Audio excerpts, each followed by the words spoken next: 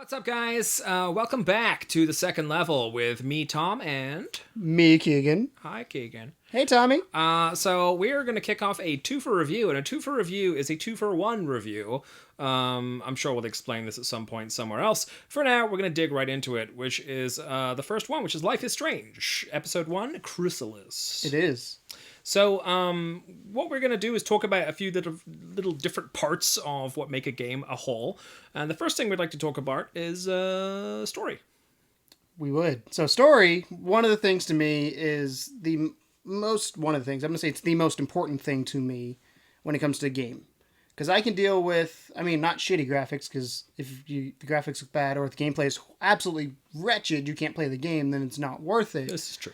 But story, to me, if the story's not good, I'm probably not going to play a game. And that's weird coming from somebody who doesn't normally play story-based games. But when I do play a story-based game... You play mostly sports games, right? Yes. But when I do play story-based games, though, I want to have you, John Madden. I do want to have a good story. So, with that being said, I absolutely love the story. It's, like Tom said, this is set in a high school, prep school thing. They're on a campus somewhere, and she's 18 because you can see there's text messages where it says it's her 18th birthday. Sure. So I'm assuming she's like a senior in high school and in prep school somewhere. And I loved how well they fleshed out the backstories and all this kind of stuff. I'm a fan of like an expanded universe, and I felt like this had it with all the different personalities. So I am somewhat on the other side of the fence of the story. It's not that it was bad, it's just that I was promised something else. I think a lot of the initial talk about this game was that it was going to be kind of, Twin Peaks style, surreal. It was going to be Donnie Darko in its sensibilities. And I think it let me down on every front there. And I'm a massive Twin Peaks / Donnie Darko fan. So I was expecting a lot of a creepier story, a lot more darkness around it. And it just kind of felt flat for me. It just was like some chick walking around asking questions that occasionally changed her mind.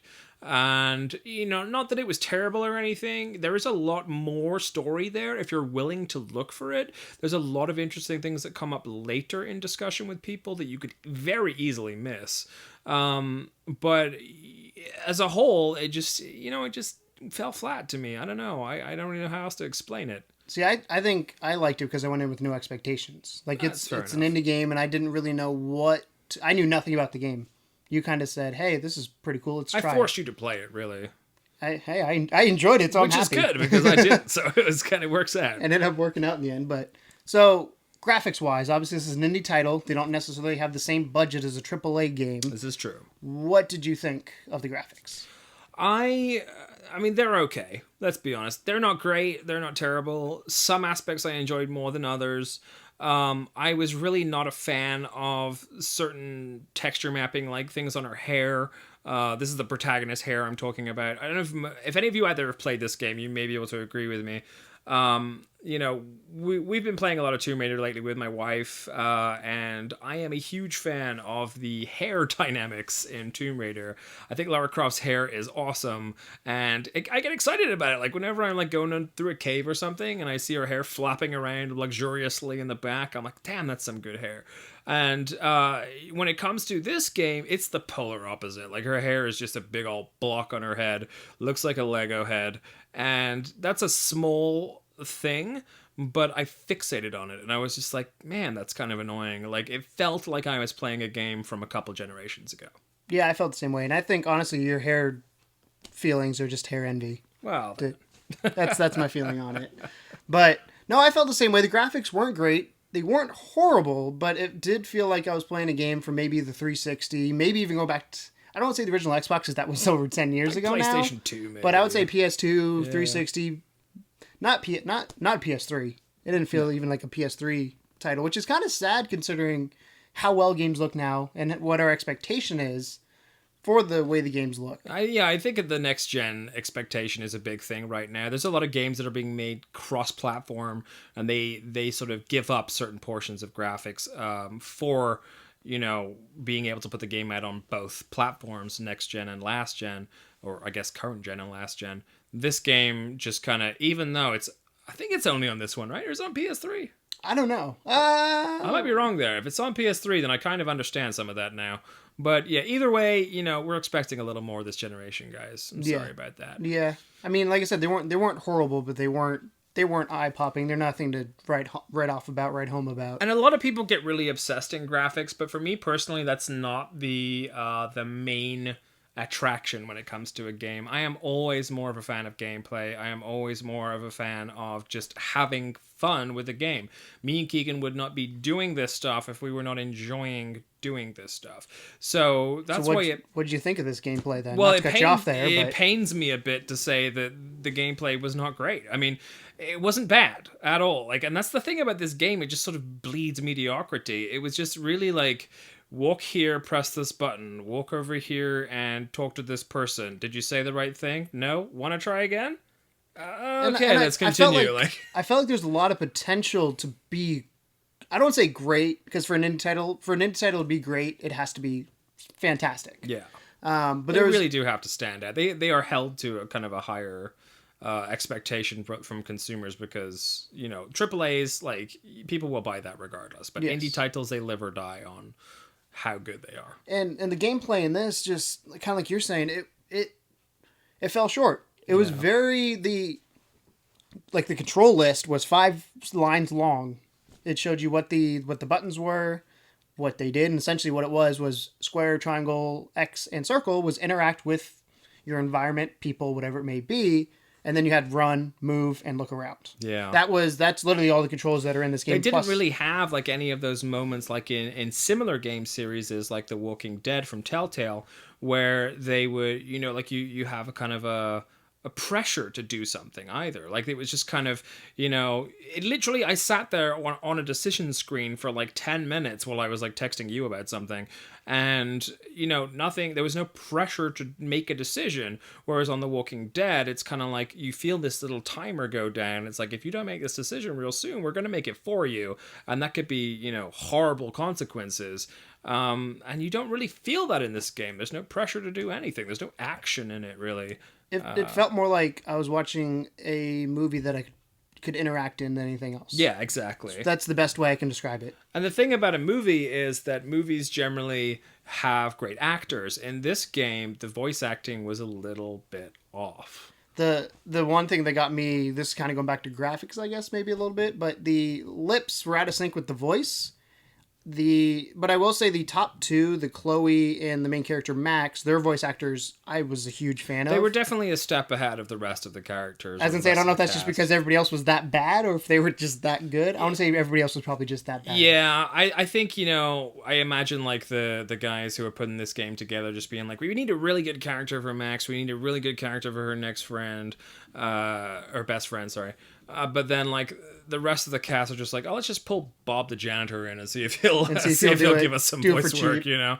And it was definitely, like, noticeably kind of poorer than the main characters in the game. Along the same lines with the sound, I was actually a big fan of, every so often they throw a song in there. Yeah. And it felt like I was on a college campus. That's what I expect. It was acoustic-y. I think if you've gone to college, you probably know what I'm talking about with the acoustic-y, like, I don't say Woodstock vibe, because that's not really it, but you know what I'm going for, like the college rock sound. Yeah, for sure. It was definitely like an acoustic guitar fest for a lot of the game, and I think that it reminded me of those indie movies, things like, you know, Little Miss Sunshine and that kind of thing, where you have these kind of half depressing songs that just pluck up on a guitar, some young heartbroken guy playing a song. I even remember at one part in the game where you're kind of, right at the beginning, you're walking through this hallway, very similar to that scene in Donnie Darko where he walks through the hallway. But like they put the title screen up and everything, and they're playing this like weird acoustic song called like American Girl or something like that. It was a great song. It was fine. Nothing wrong with the song, but it was just weird to have that there to me. You know, I can't really explain it any more than that. It was just, the music was right for the game, but it just was a little weird. Yeah. Hello, Jack. Kiss, kiss. Andy, you look totally fabulous, as usual. Driving a car by the seaside. Did you play with headphones or did you play through speakers? I did not, no. So I played through headphones. So a lot of the ambient noise I noticed was not there though. I mean, you have the footsteps, you had like wind, but other than once I left the hall, so the initial scene, like you said, you're walking down a hallway, you have a lot of the chatter going on around you to a certain extent. But as soon as I left there, went out to like the courtyard, into like the dormitories, there was no other sound I think that I can remember other than the music and maybe sound effects here and there. Nothing that makes me a little bit more immersed in the world. Right. Other Nothing quite than as heartwarming. there's one scene like she does flashbacks to this when a tornado shows up. That's when I notice the sound, because that's when I think they put their money into it. Yeah, yeah, I mean, it's true. That's when the graphics tended to go up a notch for some of it as well. That vortex tornado thing was pretty cool looking, looking over the sea and everything. That was some of the better parts of the graphical nature of the game. And it's worth pointing out, of course, this is a single player game. Like, it's a solo campaign. It's a short game. Well, this episode was short. It was 2 hours, which is, I mean, as expected. So really, theoretically, if there's 5 parts, it's a 10-hour playthrough. Which is not terrible at all. I mean, that's to be expected. Very similar in nature to those Telltale games. But there is an issue of longevity with it. I mean, the only thing that I can see that's kind of keeping it afloat a little bit is the same sensibility they have in Walking Dead, where you have decisions that lead to consequences. The problem I had was that none of those consequences appeared to be obvious in this episode. Like, they just kind of, they set you up for a lot of things, but you don't really know what's going to happen until probably further down the line. And we don't want to give away too many spoilers, but there was one that I intentionally did. I actually did the action, rewound, and thought about whether I wanted to do it again. And I did do it again, because I was like, you know what? Let's see what happens. But I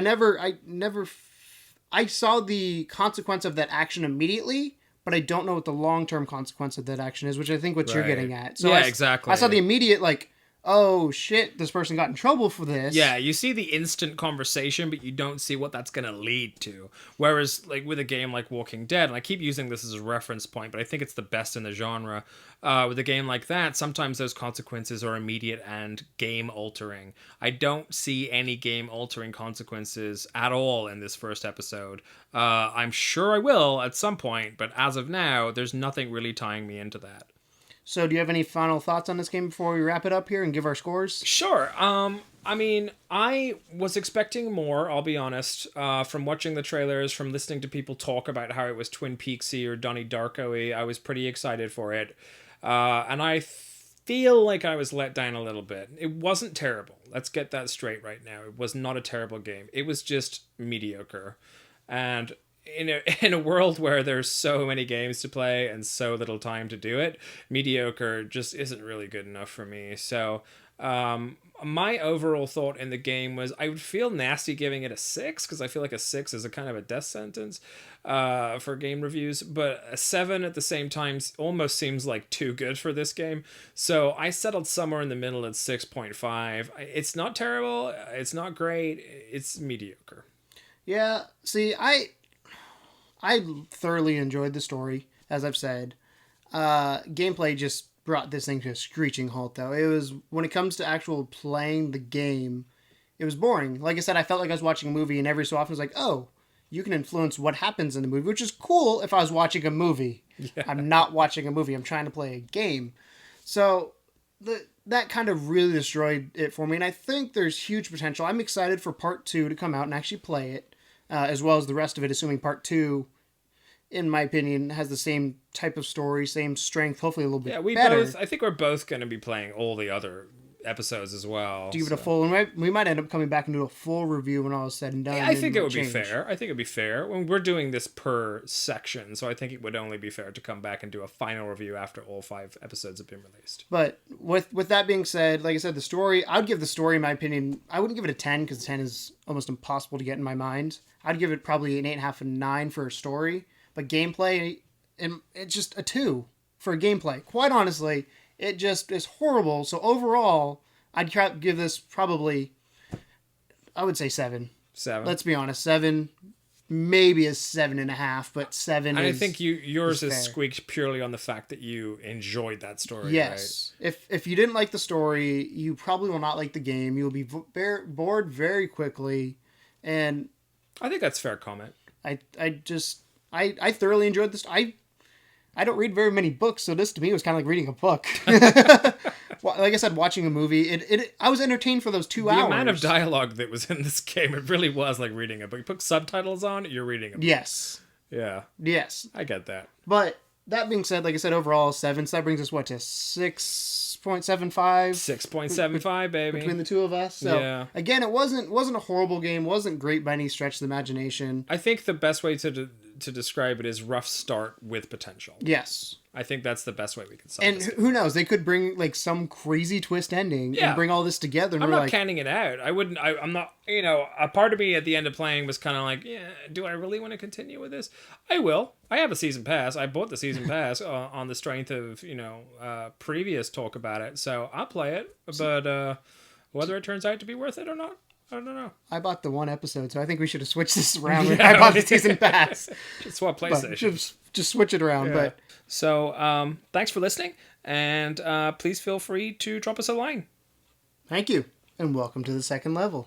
I remember one of my first big online games that I played a lot was actually the first Resistance game. I don't know if you remember that, but Remember of it.